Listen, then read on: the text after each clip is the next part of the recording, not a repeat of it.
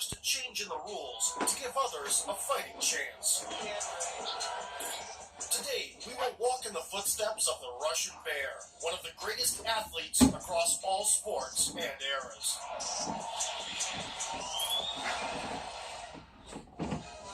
Alexander grew up in a large industrial city in the heart of Siberia. Despite both parents being no taller than 5'5", the future wrestler weighed 12 pounds at birth. By the age of 12, he was already a head taller than his father, and the scale beneath him showed 176.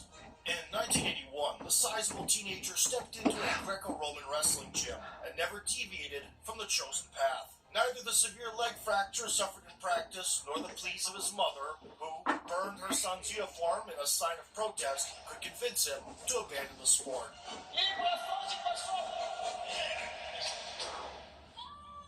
In 1988, the 20-year-old prodigy arrived at the Soviet Union Championship. After running through the bracket and sustaining a concussion along the way, he found himself in the battle for the gold against the two-time world champion, Igor Rostoronsky, who had given young Karelin his first loss a year prior. In the rematch, Alexander immediately grabbed the waist and got a push-out, earning the top position. In the parterre, the Titan clamped his vice, jacked up 260 pounds, and sent the adversary airborne, securing an elegant tech fall. The highlight of the match was the reverse body lift, which would later become a signature move in the Giant's arsenal, earning it the nickname the Karelin Lift. The wrestling world stood at the threshold of a new era. At the 1988 Olympic Games in Seoul, the heavyweights immediately tasted the Siberian power. The young Colossus also stood out for having cat-like dexterity.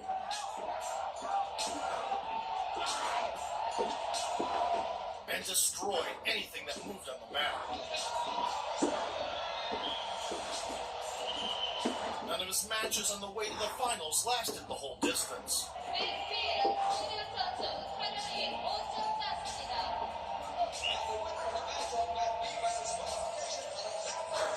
In the clash for the Olympic gold, he faced a four-time world champion medalist, Wrangel Gerovsky. Karelin came out hot. But got a bit too carried away. You'll say, well, there's a surprise. Beating the Russian in, the Bulgarian technician grabbed the elbow and performed an arm throw, which earned him 3 points. Back to his senses, Alexander began hand-fighting aggressively. Ready. And convinced the referee to order them into parterre. Any man who can try, we're going to see it here. Securing a nice bite on the waist. It's away classes, but He won a point back with a gut wrench. from the parterre, he's turned it, so that's going to be a point. Then executed his trademark throw. Gerovsky just trying to hang on, he's got him in the air, he's done it. Couldn't achieve the required amplitude and only reduced the gap a little bit more. Doing his signature move. Karelin upped the pressure after the break. And finally managed to even out the score. To turn this around. Gerovsky has been Gaining the dominant position for activity, with 55 seconds left on the clock, Atlas shrugged at last, He's trying to get Gerovsky. spinning 280 pounds of flesh around its axis. Turning. Well, it's going to be a takedown, I think. He's got it down. Cementing a 3-point lead, Alexander maintained it to the victorious end. There it is. This could be. The triumph made the Soviet wrestler the youngest Olympic Greco-Roman wrestling champion in heavyweight history. However, this was just an omen of total domination.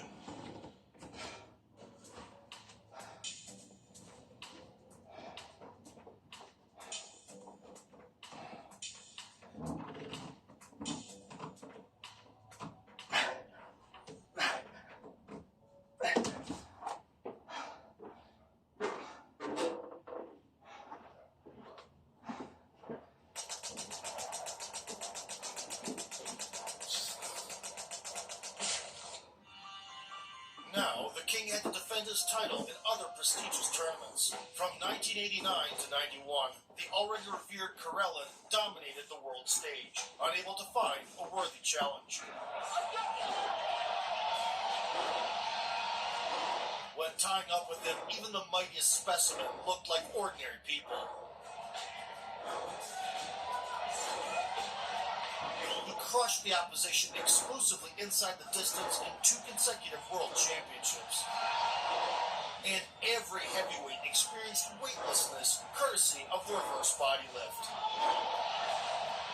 Thoroughly annihilating his adversaries, Karelin claimed European and World Championship titles 3 times in a row. Completing a flawless 4-year cycle, in 1992, Alexander headed to the Olympic Games in Barcelona. By that moment, the Soviet Union had ceased to exist, so the wrestler entered the tournament as part of the unified team, which included athletes from former Soviet republics. Karelin was given the honor of carrying the flag yet again. Unlike the previous games, the 24-year-old Alexander was now considered the uncontested favorite. All the top guys prepared for him specifically, but none of them could last with him for even 3 minutes. Hang on, he's got him in the air, he's done it! Watching the Siberian wrestler's supremacy, Western journalists dubbed him the Russian Bear. Albeit the moniker, the experiment, stuck even better. Many seriously believed that scientists had created this monster in a lab. Some went as far as to label him insane when witnessing the intensity of his training. Alexander Karelin, who's the scariest fucking wrestler of all time. They used to call him the experiment because his parents were like normal size, like kind of tiny, 5'7", and he's a panther. 6'2", 300 pounds, and you know what his move is? He throws people around. He picks them up and beats them with the earth. And look at that picture. See that picture? I have that picture framed on metal, printed on metal in the gym, just to remind me of what a pussy I am. In the showdown for all the marbles, Karelin faced the former world champion from Sweden, Thomas Johansson. Still, it wasn't even close. Performing a gut wrench right away, the Russian Bear pinned Thomas, letting the Swede know he was a different ballgame altogether.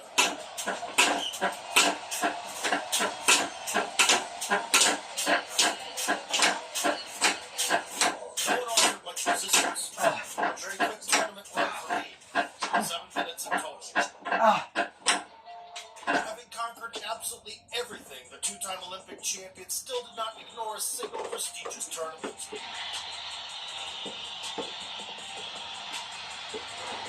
Steadily expanding the list of men who involuntarily defied gravity.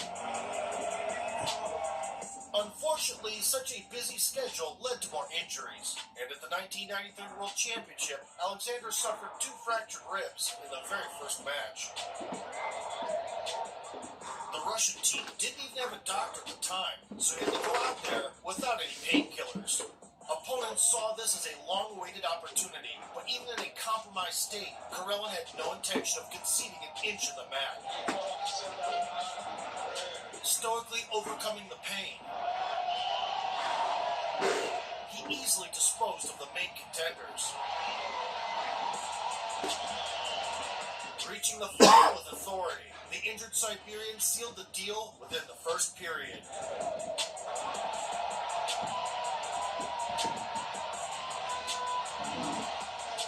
Nevertheless, by the end of the Olympic cycle, after collecting all the gold from another 3 world and European championships, Alexander appeared to have pushed his body to its limit, leading to an injury a few months before the trip to Atlanta.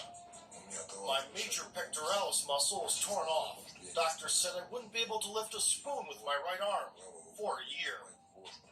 Still, the wrestler set himself the goal of making it to his 3rd Olympic Games at all costs. He significantly reduced the number of training sessions and completely abstained from sparring. Alexander was far from being in peak shape, but no one in the coaching staff dared to doubt him.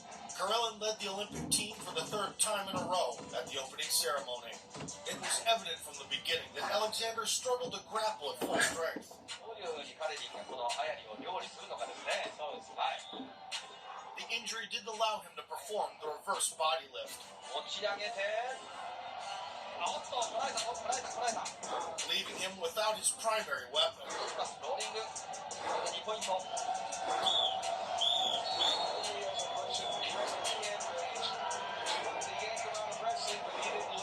And although the scoreboard didn't always show the traditional 10-0, it was Karellin's hand that was raised after the whistle, time and time again. In the Battle Royale, he shared the stage with a U.S. wrestler, Matt Ghaffari. Vowing to stop the Russian Bear, Ghaffari entered the arena to the soundtrack from Rocky IV.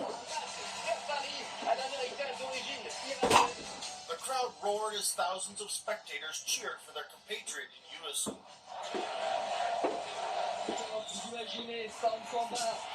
Forcing the local favorite to back away, Alexander secured the desired position at the 45th second mark. Ghaffari negated the gut-wrench attempt, eliciting an uproar from the home crowd. Never easing the pressure, the Siberian found an entry and earned 1 point.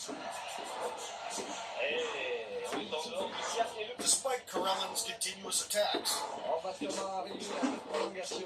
the referee gave Ghaffari a chance towards the end. The fans were in anticipation of a sensation. But there was no miracle that day. Karellin maintained his offensive tactic until the closing seconds of the match and secured a hard-earned victory with a minimal score of 1-0. The Ghaffari match was a very tough one, but I was the one attacking. I was the one pressing the issue as opposed to reacting. At the age of 28, Alexander Karellin became a 3-time Olympic champion and transformed into a living legend of the wrestling world.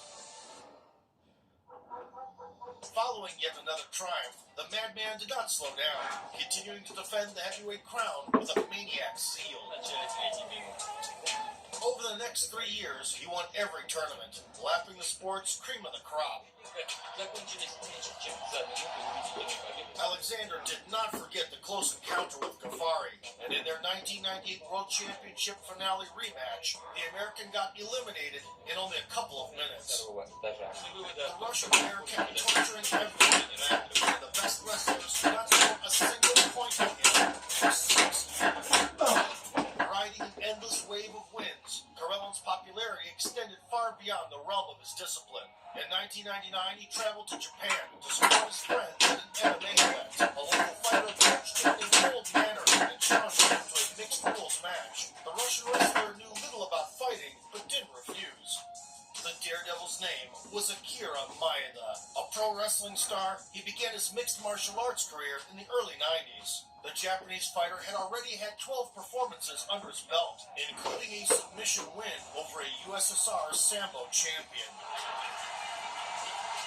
A choke against the catch wrestling master Kiyoshi Tamura, and finished one of Russian MMA's pioneers, Volk Han. While Akira went to the U.S. for 6 months to work with freestyle wrestling specialists, Alexander made no changes to his training regimen at his Greco-Roman gym. According to the rules, the contestants were allowed to strike only with an open palm, and hitting on the ground was prohibited.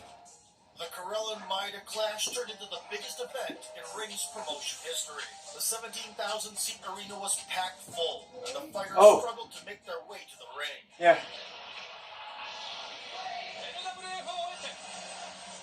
The local darling walked out in classic pro wrestling attire, and the guest from Russia entered wearing the familiar wrestling singlet, clearly indicating that he had no plans of deviating from his bread-and-butter skill set. Akira decided to surprise the grappler with kicks. He kicked me in the leg using techniques from striking sports. They call them low kicks. And I understood that it hurts.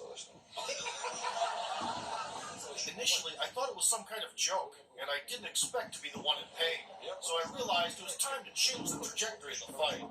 Feeling the effect of these strikes, Alexander quickly grabbed a hold of him, sent the man flying with a front headlock,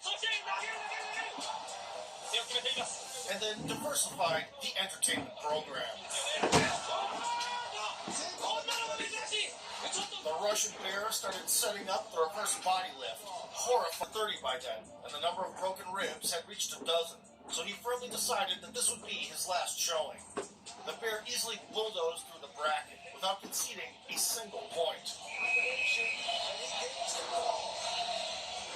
There was no doubt that he would become the first ever to collect 4 Olympic golds in wrestling. It's worth mentioning that the rule set had been changed prior to this tournament. One correction was in regards to the over-under position, in which wrestlers are put if the score is tied at the end of the period. The athlete who first let go of the grip was to be penalized with 1 point.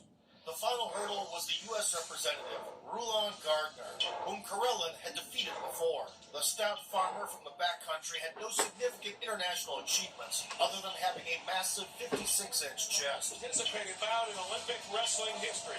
Taking the initiative, Alexander tried to get behind Gardner's back. Out of Hampton, Wyoming, grew up on a dairy farm. Is one of the best conditioned heavyweights in this competition. And was awarded top position in parterre for activity. And this will be from the top. The reverse body lift came into play. Patented reverse moves. Karelin managed to elevate a nearly 300-pound body. Try the lift and But Gardner found a way to wiggle out. ram him with his own hip and try to push Gardner over. By the second period, there were 2 zeros on the board. And according to the new rules, wrestlers were put in an over-under clinch. Karelin is in the red sector. Following an intense struggle, Had a record like this was the USA's Bruce Baumgartner, who competed in freestyle wrestling. both men unclasped their hands. After a minute, if Karelin has not scored, he will be cautioned and penalized a point. The referee proceeded to watch the replay, ensured that Karelin was the first to release the fingers, and gave a point to Gardner. Lead, he's going to bang the Finding himself in an unfamiliar role of playing catch-up, Alexander rushed to make up for the deficit, leaning heavily on Gardner's neck until the end of the period. We've seen on for a little hand slapping and bring it back to the center. According to the regulations, if the score gap was less than 3 points, a 3-minute overtime was appointed. Gafari did it to Karelin. Now, Gardner was given a chance on the mat, Maybe this is the backer, the wrestler where he decided to simply kill time. about his feet. What he doesn't want to do is take a risky attempt at a gut wrench. Well aware of how much a mistake could cost him, Rulon wasn't going to take risks. Looking confident. Hearing the clock ticking away, Karelin did not stop. Right now, the rules. People want to see something like Karelin win. They want to see something like Karelin lose.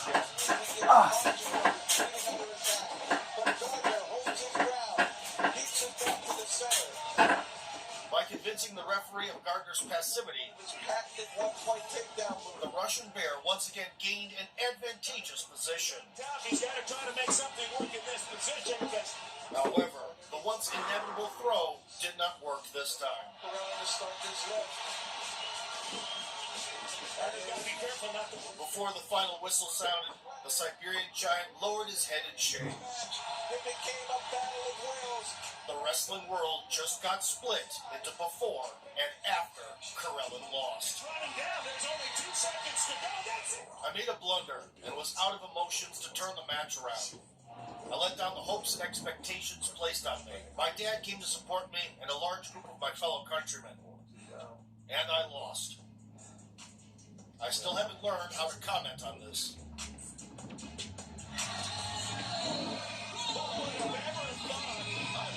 Karelin made his first mistake in 13 years on the international stage. And with this, his era came to an end. Following those Olympic Games, the over-under clinch rule was canceled, but the 33-year-old Alexander hung up his wrestling shoes, exhausted by the grind and injuries. After calling it quits, he went into politics and scientific research. In 2002, the former wrestler defended his doctoral dissertation, earning a professional degree in the field of sports pedagogy. Today, Alexander is far from the madman he once was. He writes poetry, organizes regular tournaments for young wrestlers, and teaches seminars all over the country.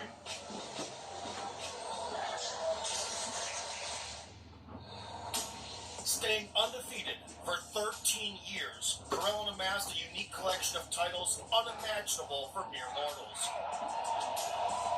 Was inducted into the Guinness World Records and named the greatest wrestler of the 20th century by the International Wrestling Federation. 2 decades passed since those events, but many of the Siberian Colossus's achievements remain untouched. Looking at my story, every young man should realize that despite living in the most remote corners of the world, he can become a champion. If you enjoyed the video, slam the like button, subscribe to the channel, and vote for sport.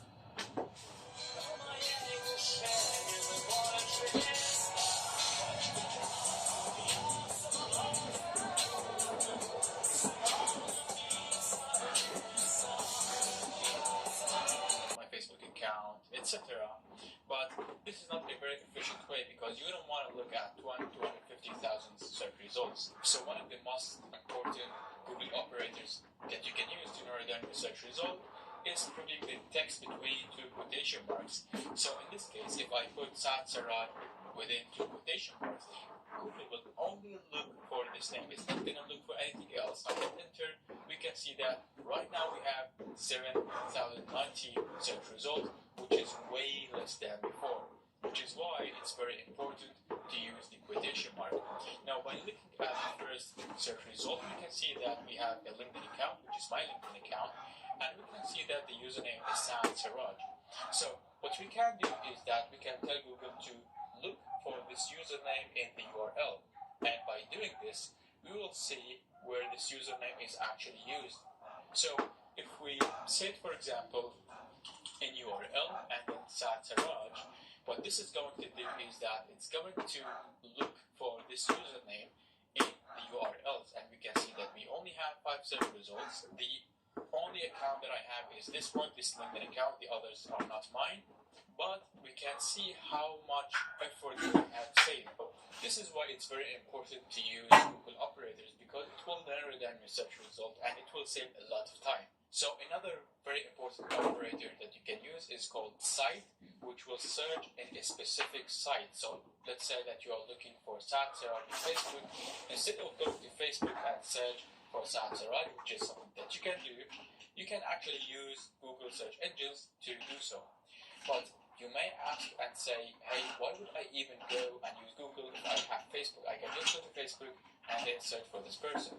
And the answer is, when you search for this person in Google, sometimes you will find some cached results. And if the person has deleted a post or a comment, then they will appear on the Google search engine. So in this case, I have specified the website that I want to look in, and I want to search for the string Saad Sarraj or the text Saad Sarraj. I'm going to hit enter, and we can see that we have 165 search results instead of 250,000. And we can see that we have the username Saad Sarraj, and we have other people who are named also Saad Sarraj. Now, what I like to do is just to go to images and see what information I can find here, because sometimes you will find images of the people who posted something, for example, or maybe Saad Sarraj has commented on pictures. So if I clicked on this MSI laptop and then clicked on here, it will open this post. And you can see that the post is actually not posted by Saad Sarraj. You can see that it's maybe something in the comments, and I scroll down a little bit, I can see that Saad Sarraj is actually in here, or I can say Control F and then Saad, and I will be able to find him, and we can see his comments. Now this is something that you cannot see when you go to Facebook, because the group could be private, etc. And this is why Google is very important. And if you went to all, for example, you can go and see if they have posted something and see whether this page is actually cached. So you can click on this dots and then click on here, and this one is not cached, so I can scroll down a little bit. I can click on here. This one is cached. I can open the cached version. So if they have deleted their comment, you can find it actually in here.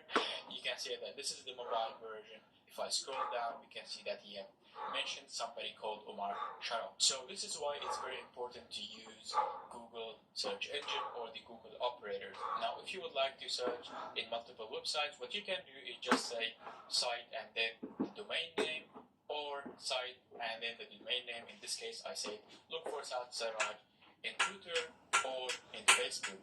And when I hit search, I can see that I have 140 search results.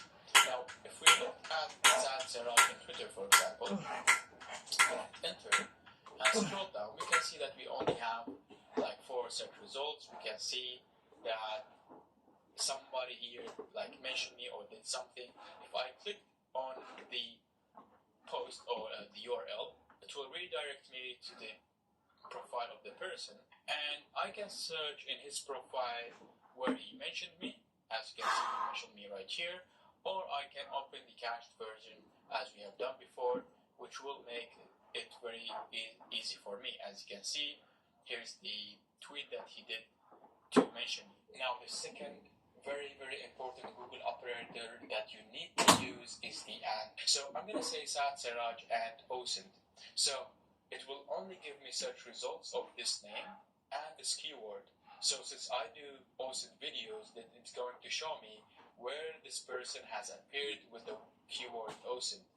And as you can see, we have 330 results. Now if I remove this and only looked for Saad Siraj, we have more than 7,000 results. Now the way you can use this is by adding the person's name and then add the city or the country where he lives or she lives, and therefore you will get only information that are related to these 2 keywords. For example, I can say Saad Siraj and Germany. I don't know if I'm going to get anything, but I'll just try it.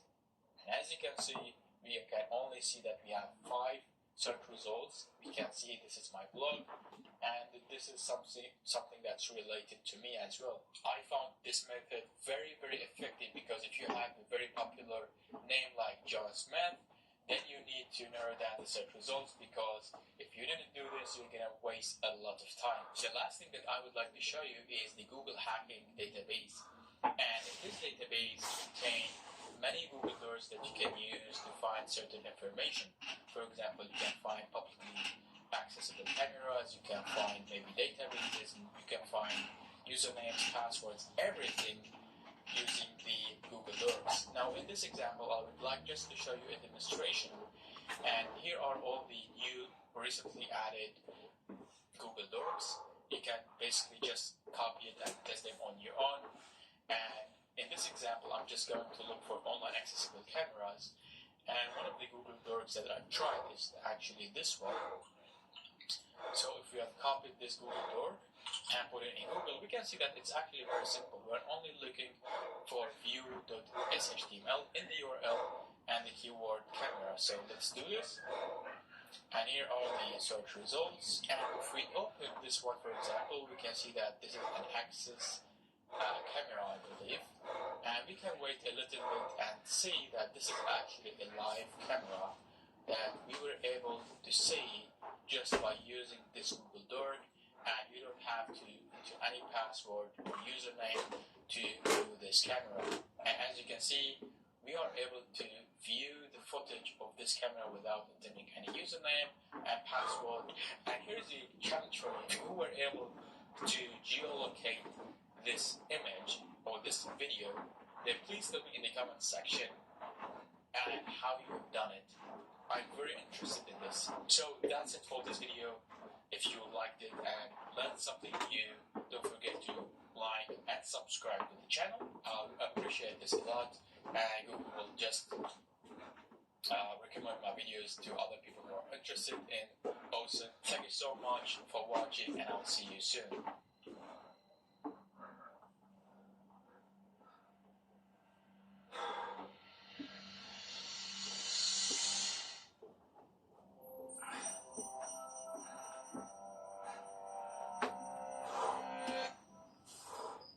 Century jester Jin Qi-mo may have overstepped when he got chased by a dog, then teasingly told the Chinese emperor that he shouldn't let his kids go around biting people. The emperor took offense and trained an arrow on Jin. But instead of begging for his life, Jin cracked another joke. Luckily, this pun landed, so the emperor's arrow did not. Contrary to common belief, jesters weren't just a medieval European phenomenon, but flourished in other times and cultures. The first reliably recorded jester is thought to be Yu Shi of 7th century BCE China. He declared that, as a jester, his words could not give offense. This privilege was important to the jester's position, but was sometimes violated. Jesters had unique relationships to power. They could be viewed as objects of mockery and also as entertainers and trusted companions. People became jesters by various routes. They could be appointed due to physical or neurological differences, plucked from a pool of entertainers, or recruited by a traveling courtier. Such was the case when a royal servant wrote King Henry VIII's chief minister in the 1530s. He recommended a young boy to replace the king's aging jester, Sexton, with the assurance that he'd be much more pleasant than Sexton ever was. Some jesters boasted unique talents, like Roland the Farter of Henry II's 12th century court. Every Christmas he performed a special routine, the finale of which was a simultaneous jump, whistle, and fart. Additionally, jesters could influence important decisions. For example, if the clowns of the Tuba-Tulabal nation of the Sierra Nevada mountains thought a chief was leading poorly, they could apparently get the elders to appoint a new one. And, of course, Jin Qimua knew how to sway the Chinese emperor. A local magistrate once requested that the emperor stop trampling farmland during his hunting sprees. Infuriated, the emperor had the magistrate hauled before him. Jing facetiously suggested that the magistrate be put to death immediately, and that the emperor let the peasants starve instead of harvesting the land and paying taxes, all so he could gallop about freely. Presumably seeing the absurdity of his own behavior, the emperor laughed and pardoned the magistrate. In 1596, a French man was condemned to death, but Mathurin, one of the relatively few female jesters on record, intervened in return for payment. With her help, the man's wife successfully pleaded with King Henry IV for her husband's life. Although rare, jesters were sometimes fired or even killed for taking their mockery or criticism too far. In 1638, Scottish jester Archie Armstrong worsened his already contentious relationship with the Archbishop of Canterbury. The Archbishop had recently revised the Scottish Book of Common Prayer, an act that garnered strong opposition and incited riots. Taking the opportunity to further humiliate him, Archie asked the Archbishop, "Who's the fool now?" For which he was banished from the court. 3 years later, after the Archbishop's arrest, a pamphlet began circulating that ridiculed him, which was said to be the work of none other than Archie. Meanwhile, some jesters openly mocked their royal bosses without consequence. 11th century Persian jester Talhak suggested the Sultan was a cuckold, implying his wife was unfaithful to him. One day, as the Sultan rested his head on Talhak's knee, he's said to have inquired, "What is your relation to cuckolds?" To which Talhak replied, "I am their pillow." And when 19th century Persian Shah asked whether there was a food shortage, jester Karim Shireh joked, "Yes, I see your majesty is eating only 5 times a day." Even when rulers were considered divinely appointed, some jesters managed to speak truth directly to power and reveal, in so many riddles, jokes, or skits, who the real fools were. Now watch this video to learn about the stinging, satire, and lewd jokes that made Aristophanes so popular in Greece around 400 BCE. Or learn how to channel your inner jester with this one.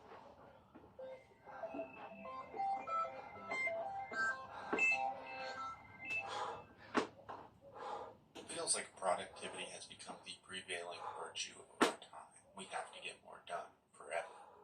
Of course, for the individual, this is wholly unsustainable. The battle to be productive enough is unwinnable. Indeed, chasing productivity can have devastating consequences on your well-being, both physical and psychological. It's difficult, though. Our unrelenting thirst for productivity is the reason for so many modern luxuries. Productivity is not inherently bad at all. In fact, work can be immensely rewarding, but Our entire lives and our self-worth should not revolve around being productive. Yet a survey of 1 million people in late 2022 found that productivity is most people's number one priority in life. 65% of Brits, 63% of Americans, and 58% of Australians ranked productivity above having a healthy body, having more money, or even being happy. Fortunately, this lust for productivity is bad for everything. It crushes our souls and ironically crushes our ability. Dear Lord, thank you. Thank you for in you we live and move and have our being. Thank you for your loving kindness, your goodness, your truth and your mercy, present in our lives and in all things. I thank you that with everything going on, you will continue to be glorified, Lord God. Father, I speak your blessing upon anyone who's watching and on myself. Bless us, bless our families, be with us in all things. Thank you, Father. You are with us in the storm. You are with us in the sunshine. In Jesus' name, amen.